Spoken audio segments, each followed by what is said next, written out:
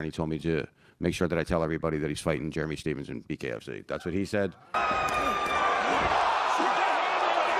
the fuck is this, baby? Yes. Yeah, let's make a date. Let's set a date.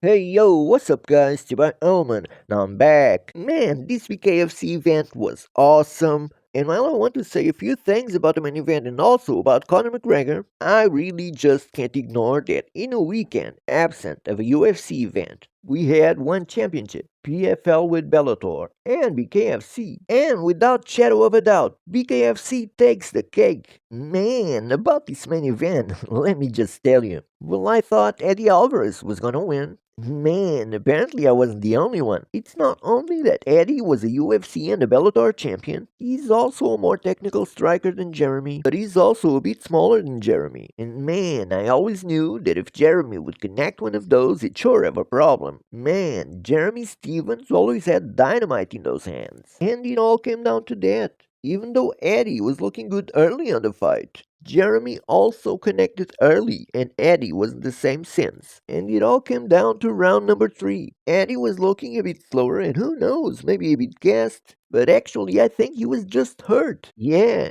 Jeremy definitely hits that hard. And sure enough, the second knockdown came. And though Eddie is a dog and he got up to his feet, well, he did finish the round, even though you couldn't really tell if he was okay. But yeah, he didn't came back to the 4th. I mean, that's the difference. This isn't MMA. I mean, why would you get up to trade shots with a man when you're not even at 50% of your abilities? When you should at least be at 100. Who the fuck is this, baby? Yes. Yeah, let's make a date. Let's set a date.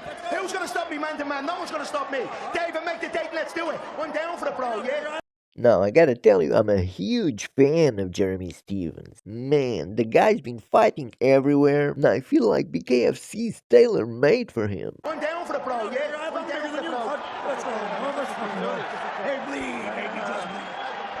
He might be one of those Mike Perry cases. And let me tell you, some reporter was teasing him with a Mike Perry fight, and it seems like he's up to it. Man, I would love to see that. Man, BKFC is flourishing. I always loved BKFC. And at times I have the impression that we might be watching the earlier stages of a sport that might be just waiting for that one fight that will make it completely blow up. Now, before going into Beck Rollins versus Tay Starling, I just want to take a moment to appreciate McGregor's skills as a promoter. Because not only that was in display at the end of Jeremy Stevens' fight, there was also an MMA channel kind of trashing McGregor's efforts. Man, as a promoter, he's killing it. As I was walking out of the arena, Connor actually tapped me on the shoulder, and he told me to make sure that I tell everybody that he's fighting Jeremy Stevens in BKFC. That's what he said. But about fighting Jeremy, and even though Jeremy kind of took the same approach as Eddie's, Fighting the Irishman? Oh, Cocaine Connor. He's got a long path, bro. It's all good promotion. Love it. I think it's only because they know the UFC has its hand on him, and McGregor is always teasing this and that. If Jeremy only knew this possibility was real, I mean, he'd take it in a flash. So, Jeremy just doesn't want to be seen as another Michael Chandler. No one in his right mind would say no to this possibility. Not only because of the money, but also the exposure. But yeah, there's one thing about BKFC you already know. Well, it's a mean sport, but dude, the ladies deliver. So yeah, congratulations, Beck Rollins. What a comeback. Tay Starling is one of those fighters. After that hard loss to Feria, she rebuilt herself and found something inside. But yeah, Beck was just too technical for her. She kept Starling at a distance and just picked her apart. In fact, this was the approach I thought Britain Hart was gonna take when she fought her. So yeah, of course, Tay Starling was coming out of a loss to Britain, but maybe this puts Beck back in the conversation.